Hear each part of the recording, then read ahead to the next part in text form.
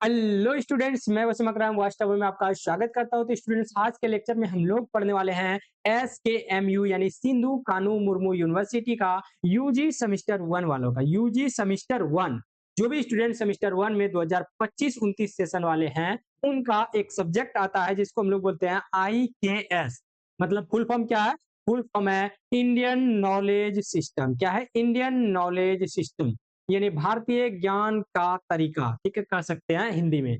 Indian knowledge system यानी IKS जो है एक बहुत ही इंपॉर्टेंट सब्जेक्ट है, जो कि आपका कहने का मतलब है कॉमन कोर्स में आता है। तो इसका हम लोग सिलेबस देखने वाले हैं, क्या क्या चीज रहेगा। चलिए सबसे पहले डिस्कस करते हैं कि इसमें 2 यूनिट है, टोटल इसमें 2 यूनिट पढ़ना है। तो दोस्तों, सबसे पहले हम लोग यूनिट 1 के बारे में देख लेते हैं, क्या क्या चीजें हम लोग को यूनिट 1 में पढ़ने हैं। तो यूनिट 1 का जो मेन चीज है, मेन फोकस है फाउंडेशन है।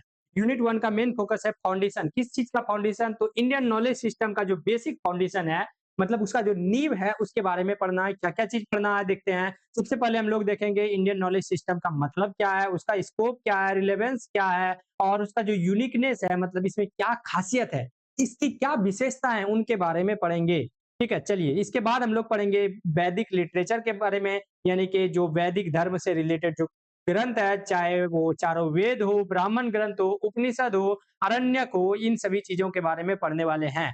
अब देख लेते हैं तीसरा टॉपिक है वैदिक स्कूल ऑफ फिलोसफी के बारे में पढ़ेंगे, जिसमें हम लोग अलग अलग दर्शन के बारे में पढ़ेंगे, जैसे शाक्य दर्शन, योग दर्शन, न्याय दर्शन, वैशेषिक दर्शन और पूर्व मीमांसा और वेदांत दर्शन। इन सभी दर्शन के बारे में पढ़ेंगे। आपको किसने इसकी रचना की थी, इसकी क्या खासियत है, इन चीजों को आपको पढ़ाने वाले हैं।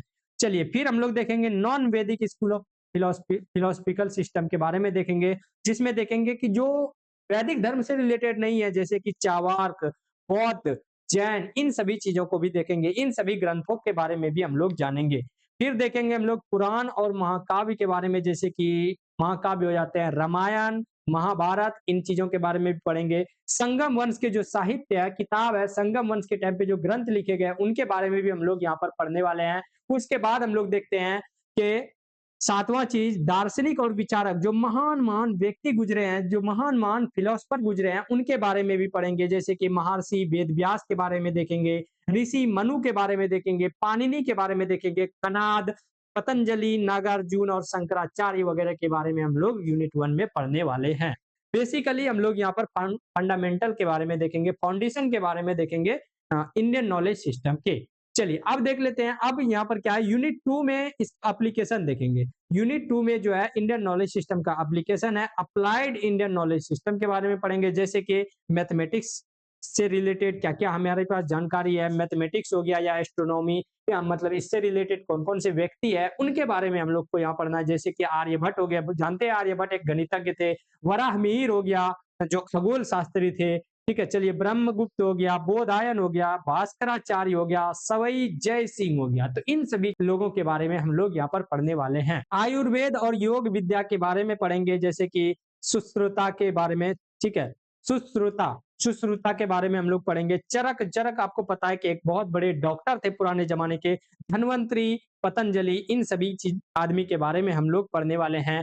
मेटलर्जी हो गया, नगर नियोजन हो गया, नगर नियोजन कैसे गांव को बसाया जाता है, कैसे नगर को, किसी नगर को बसाया जाता है, हड़प्पा सभ्यता जैसे बसी हुई थी ना, उन सभी चीजों के बारे में हम लोग इसमें स्टडी करने वाले हैं। वास्तुकला यानी कि वास्तुकला, जैसे मंदिर बनाने की जो वास्तुकला है, उसके बारे में देखेंगे। अलग अलग टाइप के मंदिर होते हैं, जैसे नागर शैली की मंदिर होती है, द्रविड़ शैली की मंदिर होती है, बेसर शैली की मंदिर होती है। आपको पता है कि ये सभी मंदिर के एक रूप है। उत्तर भारत में आपको पता है नागर शैली की मंदिर बनती है, दक्षिण भारत में द्रविड़ शैली की मंदिर बनती है, और जबकि मध्य भारत में जो है बेसर शैली की मंदिर आपको देखने के लिए मिलते हैं। स्तूप के बारे में देखेंगे, विहार के बारे में देखेंगे, बिहार नहीं विहार, बौद्ध धर्म से रिलेटेड है। चलिए रीजनल नॉलेज सिस्टम के बारे में देखेंगे। कुछ क्षेत्रीय जगहों पर जो है, उसके जैसे संथा आदिवासी होते हैं ना, वो एक विशेष क्षेत्र में रहते हैं, तो उनके नॉलेज सिस्टम के बारे में भी देखेंगे। तो संथाल के जो मौखिक परंपराएं, जैसे लोकगीत है, जो आपस में ग्रुप में मिलकर के गाते हैं, लोक कथाएं हैं, जो उनकी कहानियां होती है, कथा होती है, मुहावरे होते हैं, उनके लोक नृत्य होते हैं, उनके बारे में हम लोग यहाँ पर देखने वाले हैं। चलिए पारिस्थितिकी एवं पर्यावरणीय ज्ञान के बारे में देखेंगे, जैसे कि पारंपरिक चिकित्सा, जो पुराने जमाने में चिकित्सा की जो पद्धति थी, उनके बारे में हम लोग यहाँ पर पढ़ेंगे। उपचार की जो पद्धति थी, इलाज करने का जो तरीका था, प्राकृतिक संसाधन का सतत उपयोग हम लोग कैसे करते हैं और इसको कैसे करना चाहिए और इसमें क्या इंप्रूवमेंट कर सकते हैं, इन चीजों के बारे में हम लोग को पढ़ना है।